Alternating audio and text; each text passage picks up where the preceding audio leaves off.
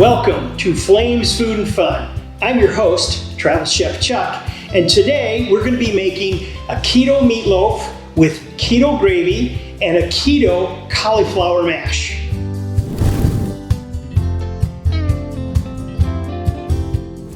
All right, so the first part of the process in making a keto meatloaf is we're going to saute some onions, some minced garlic, and some thyme.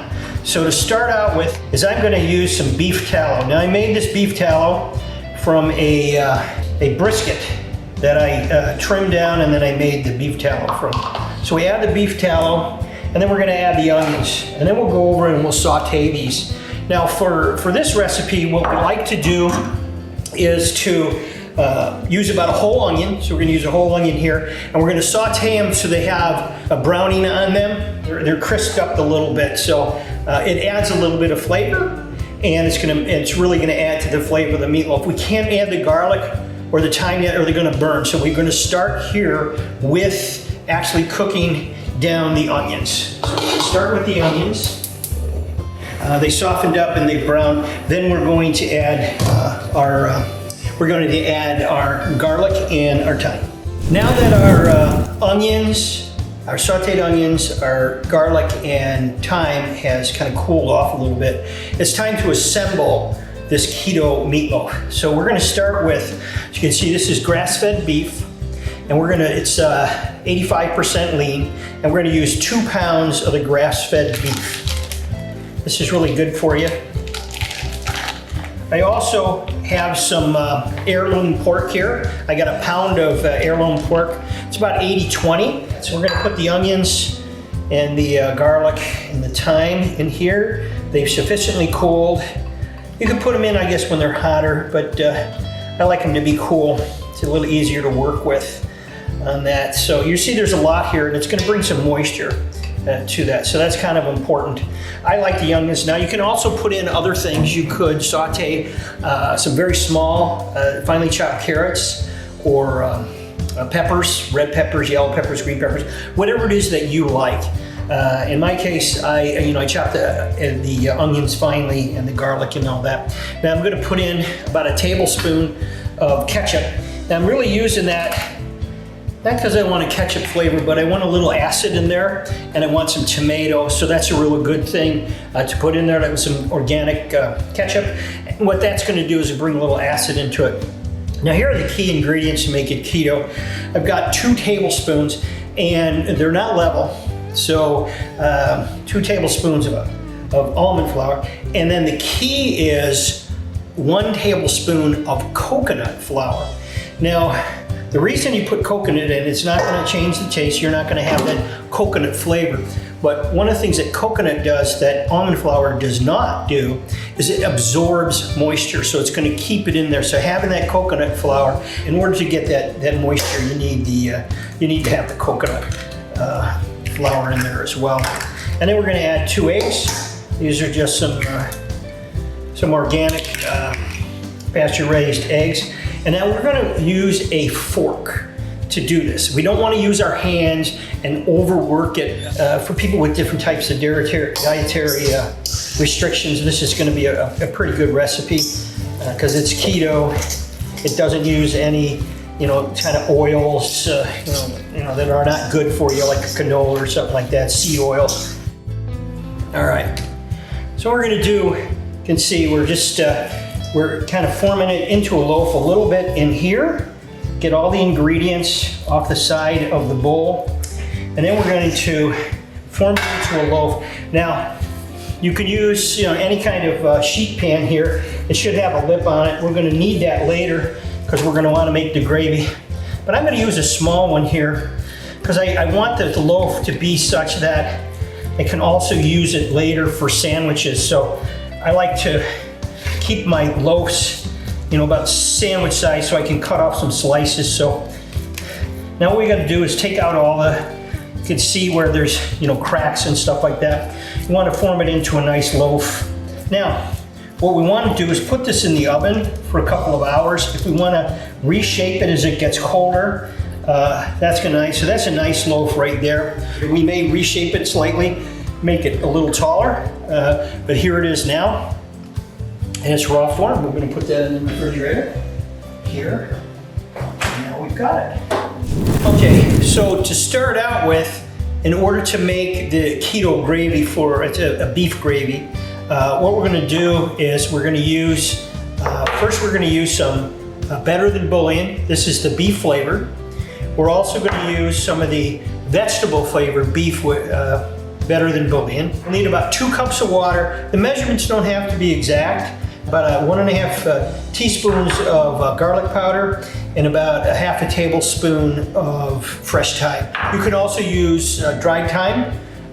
Just use a little bit less. And again, this you got to play with and get the taste. We're also going to use, when we go to thicken it, xanthan gum and some butter to kind of finish it off. So we're going to take a kind of a heaping tablespoon here of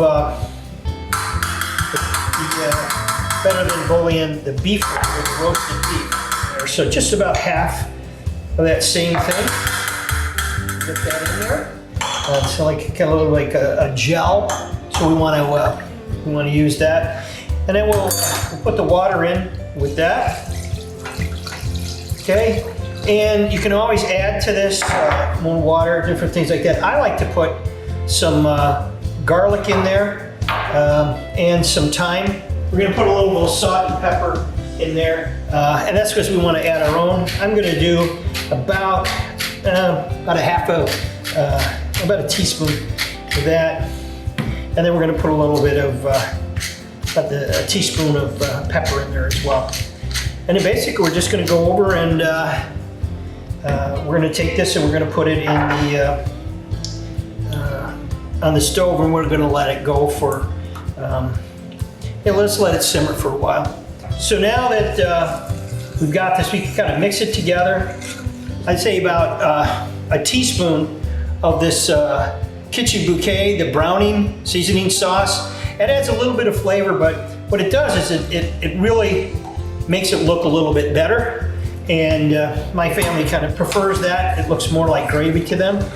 So you can see it's got a nice dark consistency when I do that. So we're going to take this over to the stove. Now, so we did it at a medium heat to get it started. We're going to come back in a little while once it's had a chance to simmer, and we've made our beef dish, and then we'll do the gravy.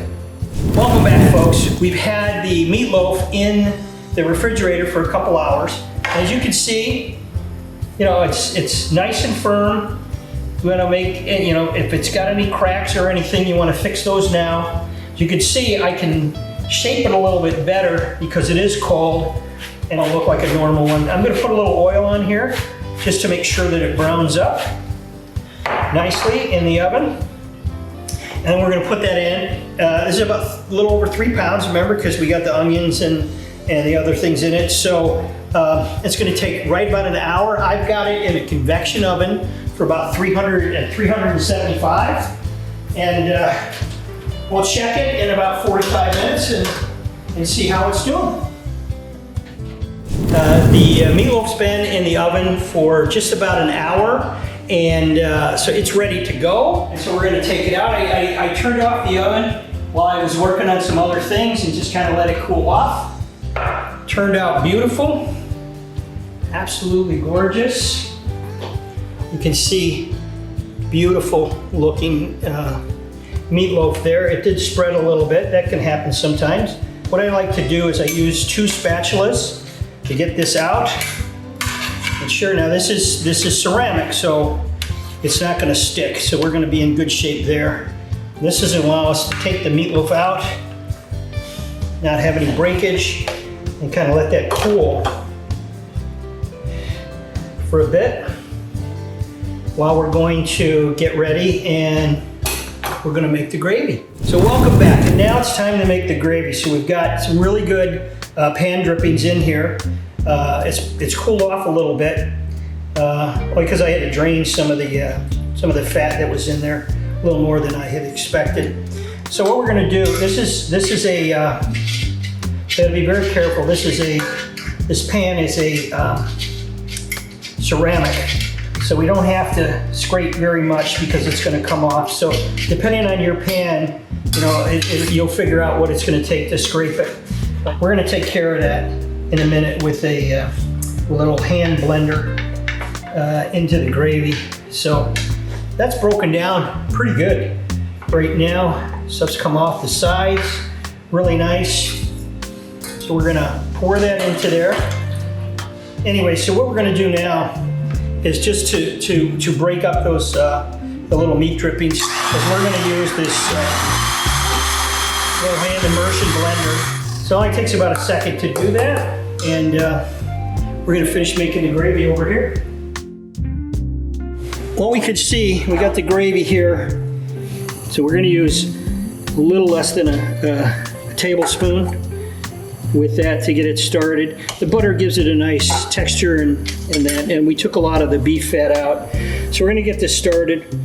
And then the key to making this keto is we're gonna use xanthan gum. Now the xanthan gum, you have to be very careful with. So this is the xanthan gum itself.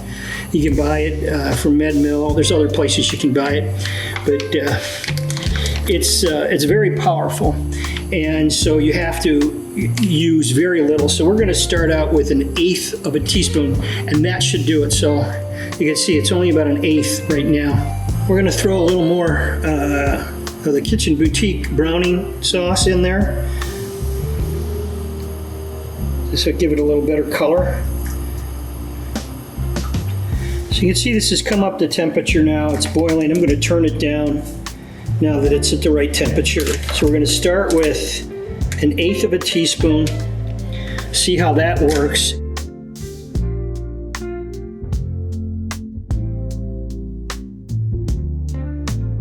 So we'll get started with that. The heat's gonna activate it.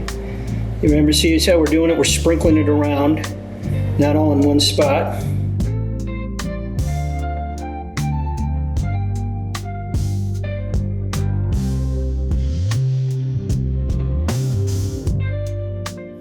So if you want a thin sauce, which is what we started with, then you use 1/4 to, or 1/8 to 1/4 teaspoon of xanthan gum. If you want a little bit thicker, kind of a medium, you use another 1/4 spoon, but this time you mix it with cold water. Cold water will activate it, and it turns a gel, so you can kind of see the gel here that I have on here. If you like it really thick, your gravy really thick, then you do what I did, and you'll add 3/4. And we're gonna do one last thing to make this, perfect this gravy. So we're gonna put in one more, almost a tablespoon of butter, kind of give it a gloss. See, look, works great with keto, so it's not gonna be an issue there. And we'll give it a nice sheen. Close it off. Now we got perfect gravy. All right, folks, now we're ready to get started with the cauliflower. For this recipe, you're going to need a steamer. I think that's the best way to do it. I guess you could boil it because we got to get all the parts of the cauliflower soft. And then you're going to need a food processor. You're going to need about 4 ounces of cream cheese, as well as 8 ounces of mozzarella cheese. I prefer the kind that is not already shredded because that has additives on it to keep it from caking, and that also kind of takes away from the ability of it to melt properly. So you can see I've got some water in, some salt water in here, and I've got the steamer ready to go. And now I'm just going to cut it up so that we can, and what I like to do is go around in a circle, and then we'll cut off. We can pull off the different heads and stuff. You can start to cut them out as well. Let's kind of pull them. Now that's a good size, so you go with that. See, all the different pieces you don't have to worry about. They all go in here, so you can throw them in there. This one, it's a little bit bigger, so I'm going to cut that one in half. Basically, I'm just going to keep cutting around the core here so I can get these off. Yeah, I let it cook for 35-40 minutes and really get it to steam. And I check it with a fork. That's the key. You want to check it and make sure that it is soft, right? So that's what we're going to do here. We're going to put it on the oven or on the stove, and we're going to let this go. Turn it on high to get it started so the water starts boiling until I see. I say 40, 45 minutes before we need to do anything with that. We'll be back shortly. All right, so welcome back, folks. You can see the cauliflower is done. We've had it in there, probably about 50 minutes or so. All of it is fork tender, super tender. And what we're gonna do now is we're gonna put it in the food processor and get it started that way. So this can be a little bit tricky, so just take your time and I'm getting it in there. It all depends on what you use for your steamer and things like that. So this was a little bit hard to, as you can see, we used all the pieces of it. And that's set to go. Now, the next thing you have to do is you need to put in 1 stick of butter. So that's a regular stick of butter. A half or 4 ounces, so 1/4 pound stick. And then we've got 4 ounces of cream cheese that's put in there. Then we're gonna put about a teaspoon of salt. Get that going. And then about a teaspoon of pepper as well. And again, you could adjust this for taste or however you want to do it.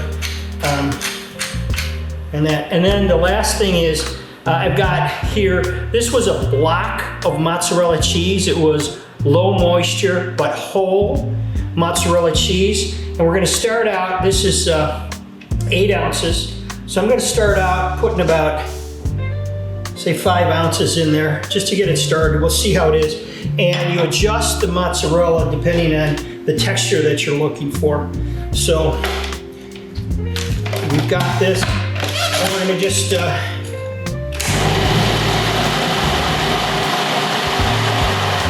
use the food processor.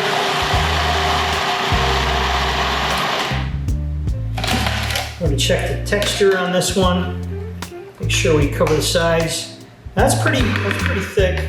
Depends on how you like yours. That one's pretty thick. I like a little bit thicker, more like how we see our potatoes. So sometimes we like them thick. So I'm gonna just put a little bit more cheese. So we've got now about 6 ounces of mozzarella cheese in here.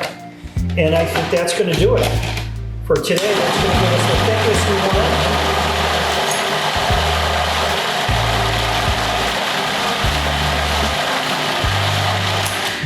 And we go from there. So we look at that. Yeah, that's perfect.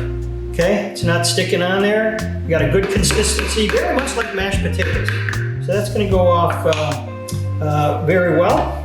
As you can see, we've got it in here, the mash, and here we go. All right, folks, so everything is done right now, and so we're gonna complete it all together. We've got the meatloaf, came out perfect. So I'm gonna cut a slice here.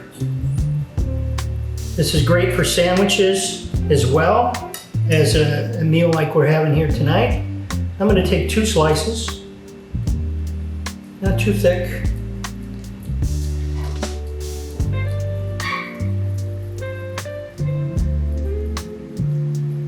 As you can see, very, very juicy, held together great. We're gonna put some mash in here. I think that's a perfect consistency that we see for the mash. And then we're gonna put the gravy on. And we got this now to the right consistency as well. See, if you're having people over, you can always serve this with a little sprig of thyme off to the side. You're gonna have the thyme flavor in there. And there you go. That is our final dish. So, thank you for joining us today. We made a keto meatloaf with a keto cauliflower mash and keto gravy. And so I hope you really liked this episode. If you did, please subscribe, hit like, and let us know what other dishes you'd like us to make and where you'd like us to go and what kind of restaurants you'd like us to visit. So for now, bon appetit.